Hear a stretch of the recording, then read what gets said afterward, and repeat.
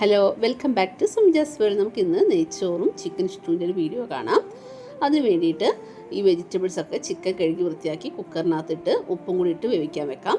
ഇത് ഉള്ളി നെയ്യിൽ വേവിക്കുന്നതാണ്.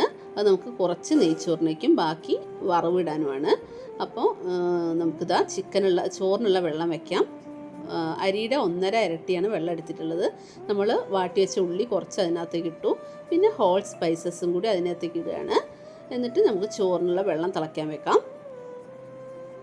അതിനകത്തേക്ക് ഉപ്പും കൂടി ഇടേണ്ടതുണ്ട്. ഞാൻ 2 സർവ്വസുഗന്ധിയുടെ ഇലയും കൂടി ഇട്ടിട്ടുണ്ട്. ഇത് നെയ്ച്ചോറ് ഗാർണിഷ് ചെയ്യാനുള്ള അണ്ടിപ്പരിപ്പും മുന്തിരിയും ആണ്. അത് നമ്മുടെ ഉള്ളി വാട്ടിയതിലേക്ക് എടുത്തു വെക്കാം. ബാക്കിയുള്ള നെയ്യും കൂടി നമ്മൾ ചോറിലേക്ക് വെച്ചു.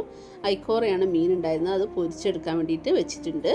ഈ സമയം കൊണ്ട് നമുക്ക് ചമ്മന്തി ഉണ്ടാക്കാം. ചമ്മന്തിക്ക് പച്ചമുളക്, ഉപ്പ്, പുതിന, ചപ്പ്, ഇത്തിരി സുർക്കി ഒഴിച്ചിട്ടാണ് അടിച്ചെടുക്കുന്നത്.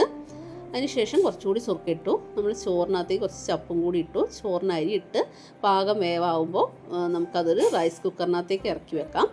റൈസ് കുക്കറിലേക്ക് ഇറക്കി വെച്ചാൽ കറക്റ്റാവും. അതിനുശേഷം നമ്മൾ വെന്ത ചിക്കനിലേക്ക് 2 പാൽ ഒഴിച്ച് വേവിച്ച് സ്പൈസസും കൂടി ആഡ് ചെയ്തിട്ടുണ്ട്. അതിനുശേഷം നമ്മൾ കുറച്ച് ചപ്പും കൂടി ചിക്കനിലേക്ക് ഇടുന്നു. കുറച്ച് പെപ്പർ പൗഡറും കൂടി ആഡ് ചെയ്യുന്നു. ഇത് നമ്മൾ സാലഡിന് വേണ്ടിയിട്ട് ഉള്ളി, തക്കാളി, പച്ചമുളക് സാലഡും കൂടി ആക്കിയതാണ്. അപ്പോൾ നമ്മുടെ ചിക്കൻ കറി വന്നതിനകത്തേക്ക് 1 പാലും കൂടി ഒഴിച്ച് കുറച്ച് വെളിച്ചെണ്ണ ഒഴിച്ച് മാറ്റിയെടുത്തിട്ടുണ്ട്. ആ സമയം കൊണ്ട് നമ്മുടെ ചോറ് നല്ലതായിട്ട് വെന്തിട്ടുണ്ട്. ഇനി നമുക്ക് നമ്മൾ നേരത്തെ വാട്ടി വെച്ചിട്ടുണ്ടായിരുന്ന ഉള്ളി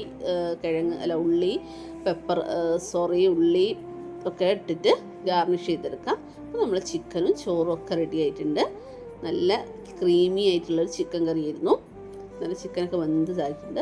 നമ്മൾ സാലഡ്, ചമ്മന്തി,